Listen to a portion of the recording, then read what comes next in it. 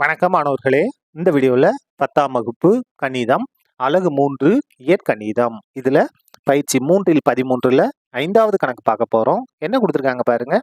C square minus AB into X square minus 2 A square minus BC into X plus B square minus AC equal to 0 என்ற சமன்பாட்டின் மூலங்கள் மெய் மற்றும் சமம் எனில் ஏ ஈக்குவல் டு 0 அல்லது ஏயின் அடுக்கு 3 பிளஸ் பியின் அடுக்கு 3 பிளஸ் சியின் அடுக்கு 3 ஈக்குவல் டு 3 ஏபிசி என நிறுவுக. பாருங்க, இது ஒரு இருபடை சமன்பாடு கொடுத்து இந்த இடத்துல எழுதிட்டோம்.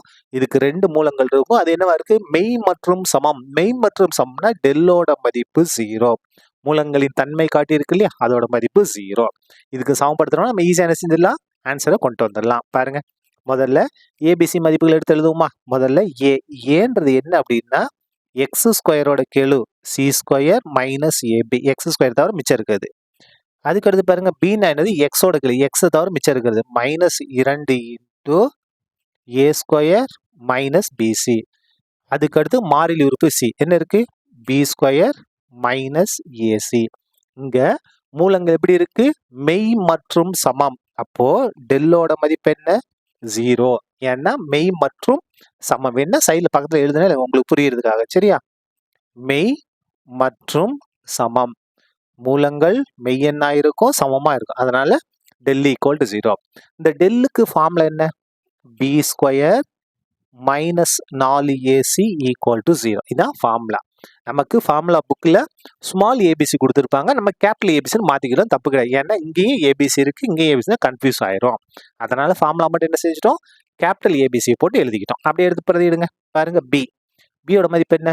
Minus 2 into A square minus PC. எல்லாத்துக்கும் சேர்த்து ஸ்கொயர் போடணும். இந்த மைனஸ் 4 அப்படியே வந்துடும். ஏக்கு பதிலாக என்ன இருக்கு பாருங்க? C square minus AB. எதுக்கு பதிலாக? ஏக்கு பதிலாக. சிக்கு பதிலாக பாருங்க என்ன இருக்கு? B square minus AC. இது வந்து எதுக்கு சமமா இருக்கும்? இந்த 0க்கு சமமா இருக்கும். இதை சுருக்கிட்டோம்னா நமக்கு தேவையான ஆன்சர் வந்துடும். பாருங்க, மைனஸ் 2 ஸ்கொயர் பண்ண போறோம். மைனஸ் 2 பெருக்கல் மைனஸ் 2 பிளஸ் 4ன்னு மாறிடும். ஏ ஸ்கொயர் மைனஸ் பிசி அடுக்கு 2 அப்படி. இந்த அடுக்கு 2 பிரிச்சு கொடுத்துருக்கோம். மைனஸ் 2 பிரிச்சு கொடுத்தோம்னா பிளஸ் 4 மாறிடும். இந்த பிராக்கெட்டுக்கு ஸ்கொயர் போட்டாச்சு. மைனஸ் 4 அப்படியே இருக்கட்டும். இப்போ என்ன செய்ய போறோம் அப்படின்னா, கவனமா இந்த சி ஸ்கொயர் எடுத்துட்டு முழு பிராக்கெட் பெருக்கணும், மைனஸ் ஏபி எடுத்துட்டு முழு பிராக்கெட் பெருக்கணும். பெருக்கலாமா? முதல்ல சி ஸ்கொயரையும் பி ஸ்கொயர், சி ஸ்கொயரையும் பி ஸ்கொயரும் பெருக்குனா பி ஸ்கொயர் சி ஸ்கொயர் வரிசை எழுதுங்க. சரியா? அதுக்கடுத்து இங்கே பெருக்க போகிறோம். இங்கே மைனஸ் இருக்கா, ப்ளஸ் இன்ட்டு மைனஸ் மைனஸ் ஏ அப்படியே வந்துடும். சி ஸ்கொயரையும் சியும் பெருக்குனா சியின் அடுக்கு 3. என்ன செஞ்சிட்டோம்? சி ஸ்கொயர் எடுத்து பெருக்கிட்டோம். இப்போ மைனஸ் ஏபி எடுத்து பெருக்க போகிறோம். ப்ளஸ் ஏ மைனஸ் பெருக்கினா மைனஸு, இந்த ஏ அப்படியே வந்துடும். பியவும் பி ஸ்கொயரையும் பெருக்குனா பியின் அடுக்கு 3. அதுக்கடுத்து பாருங்க, மைனஸ் ஏ மைனஸ் பெருக்கினா ப்ளஸ்ஸு, இங்கே ஒரு ஏ இங்கே ஒரு ஏ பெருக்கும்போது என்ன வரும்? ஏ ஸ்கொயர். அதுக்கு அடுத்தது இந்த இடத்துல என்ன இருக்கு? பிசி வந்துருமா? பிசி. சரியா? Equal to 0. இப்போ அடுத்த ஸ்டெப் பாருங்க, இங்கேயும் 4 இருக்கு, இங்கேயும் 4 இருக்கு. அந்த 4 பொதுவாக எடுத்துருவோமா? 4 பொதுவாக எடுத்தாச்சு. இங்கே மிச்சம் என்ன இருக்கு பாருங்க? ஏ ஸ்கொயர் மைனஸ் பிசி தான் ஹோல் ஸ்கொயர். 4 வெளியே எடுத்துட்டோம். பிராக்கெட் மட்டும் சுருக்கிடுவோமா? இங்கே என்ன இருக்கு? B square C square minus ஏசியின் அடுக்கு 3 மைனஸ் ஏ பியின் அடுக்கு 3 பிளஸ் ஏ ஸ்கொயர் பிசி. சரியா? Equal to 0. எது செஞ்சிருக்கோம்? 4 மட்டும் நம்ம பொதுவாக எடுத்துக்கிட்டோம். இப்போ பாருங்க, இந்த 4 அப்படியே இருக்கட்டும். இந்த இடத்துல a minus b the whole square formula பயன்படுத்த போகிறேன். ஃபார்முலா இந்த இடத்துல எழுத பாருங்க. A minus b the whole square equal to a square plus B square minus 2ab. இந்த ஃபார்முலாவை நான் இந்த இடத்துல எழுத போகிறேன். பாருங்க, ஏக்கு பதிலாக என்ன இருக்கு? ஏ ஸ்கொயர் இருக்கு. ஏக்கு பதிலாக ஏ ஸ்கொயர் அடுக்கு 2 பிளஸ் பி ஸ்கொயர். பிக்கு பதிலாக என்ன இருக்கு? பிசி அடுக்கு 2.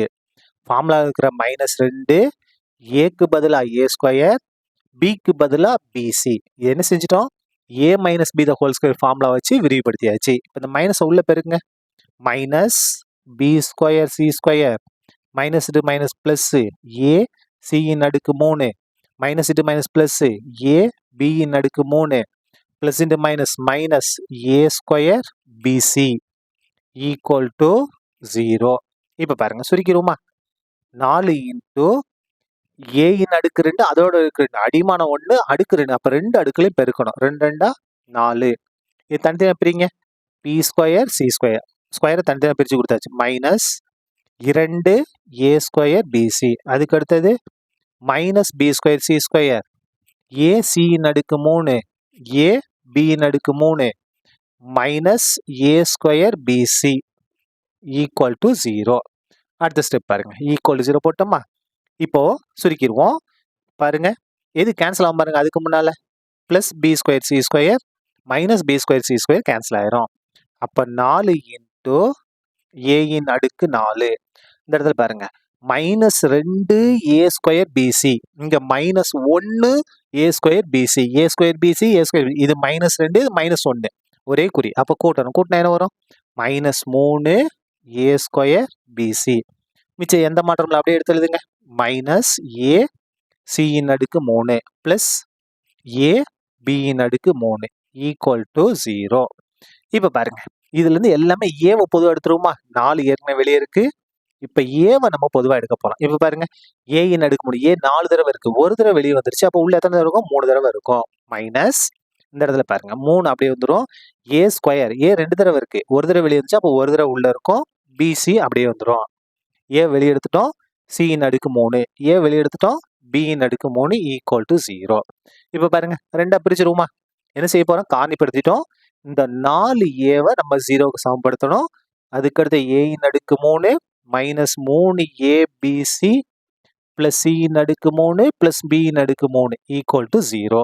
தனித்தனியா இது தனியா 0க்கு சமப்படுத்திட்டோம் இது தனியா 0க்கு சமப்படுத்திட்டோம் இப்ப பாருங்க ஏ ஈக்குவல் டு 0 இந்த 4 இங்க வந்தா வகுத்துல மாறும் அப்ப ஏ ஈக்குவல் டு 0/4 0 தான் அப்போ ஏவோட மதிப்பு 0 ஒரு ஆன்சர் வந்துருச்சு அதுக்கு அடுத்து பாருங்க ஏயின் அடுக்கு 3 பிளஸ் வரிசை எழுதுவோம் சரியா பியின் அடுக்கு 3 பிளஸ் சியின் அடுக்கு 3 ஈக்குவல் டு இது மைனஸ் 3 ஏசி இங்க கொண்டு வாங்க பிளஸ் 3 ஏபிசின்னு வந்துருமா இங்க மைனஸ் 3 ஏபிசி இங்க கொண்டு பிளஸ் 3 ஏபிசி பாருங்க இதான் நமக்கு தேவையான ஆன்சர் தேர்ஃபோர் தரப்பட்ட சமன்பாட்டின் மூலங்கள் மெய் மற்றும் சமமா இருந்துச்சுன்னா நமக்கு என்ன வந்திருக்கு ஏவோட மதிப்பு 0 அல்லது ஏயின் அடுக்கு 3 பிளஸ் பியின் அடுக்கு 3 பிளஸ் சியின் அடுக்கு 3 ஈக்குவல் டு 3 ஏபிசி என்பது நிரூபிக்கப்பட்டது எக்ஸாம்ல நீங்க இந்த லைனை எழுதினாலும் சரி எழுதாம நீங்க அப்படியே விட்டுட்டாலும் சரி மார்க்லாம் குறைக்க மாட்டாங்க சரியா அவ்வளவுதான் இந்த கணக்கு முடிந்தது நன்றி